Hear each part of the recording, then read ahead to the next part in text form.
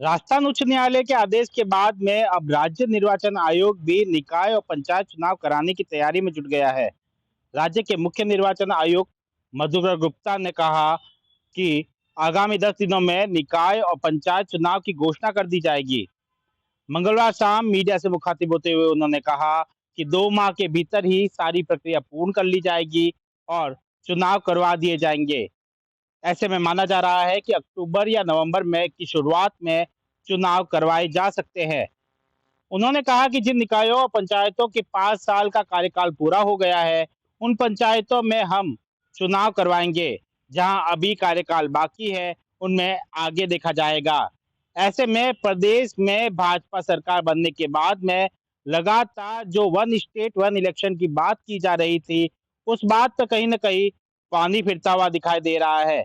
दरअसल सरकार ने कमेटी गठित करते हुए परिसीमन के बाद में दिसंबर में एक साथ वन स्टेट वन इलेक्शन के तहत सभी नगर निकायों के चुनाव एक साथ करवाने की बात कही थी। अब जिस तरह से राजस्थान उच्च न्यायालय का आदेश आया है, उसके बाद में चुनाव आयोग ने चुनाव की तैयारियां शुरू कर दी है। ऐसे में वन स्टेट वन इलेक्शन की जो प्रदेश सरकार भाजपा सरकार की जो मंशा है, उस पर कहीं पानी फिरता हुआ दिखाई दे रहा है।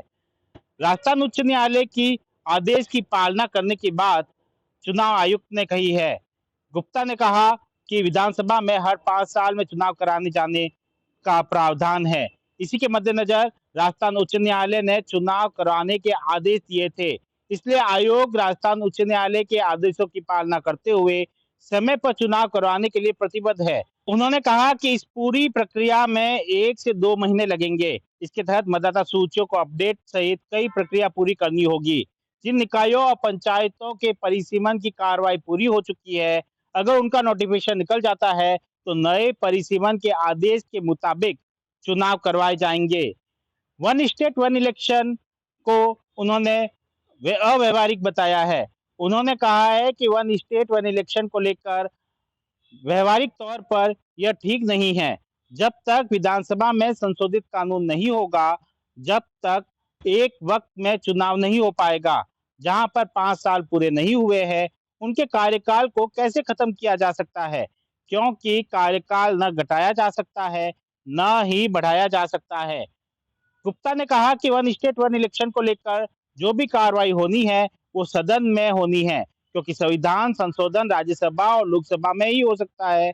तब तक वन स्टेट वन इलेक्शन और वन नेशन वन इलेक्शन का विचार को अमली जामा पहनाना संभव नहीं है। दरअसल वन स्टेट वन इलेक्शन और वन नेशन वन इलेक्शन में फर्क इतना ही है कि one nation one election Lok Sabha और विधानसभा के चुनाव एक साथ करने की बात कहता है, वही वन स्टेट वन इलेक्शन के तहत नगर निकाय और पंचायतों के चुनाव एक साथ होने की बात की जाती है।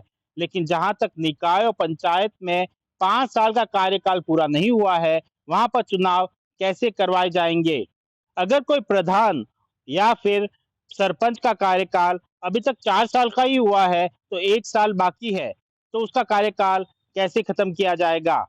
इस पूरे मुद्दे पर मंत्री मदन दिलावर का की प्रतिक्रिया भी सामने आई है। उन्होंने कहा है कि इस पूरे मामले में सामूहिक निर्णय करेंगे। जो निर्णय होगा उसके अनुसार कार्रवाई की जाएगी। अब राजस्थान में 11,000 से ज्यादा ग्राम पंचायतों में चुनाव होंगे। वहीं प्रदेश में इस बार 11,000 से ज्यादा ग्राम पंचायतें हैं। उनमें कईयों के कार्यकाल पूरे हो चुके हैं। उन सभी पर चुनाव करवाए जाएंगे।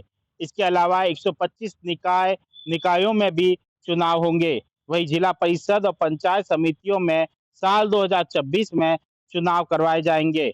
ऐसे में प्रदेश सरकार ने जिस वन स्टेट वन इलेक्शन की बात की थी और कहा था कि दिसंबर में एक साथ चुनाव करवाए जाएंगे, उस पर कहीं न कहीं पानी फिरता हुआ दिखाई दे रहा है।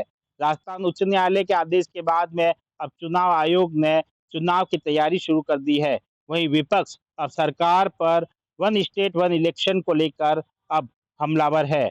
सुमित देवड़ा, टीवी 9, राजस्थान।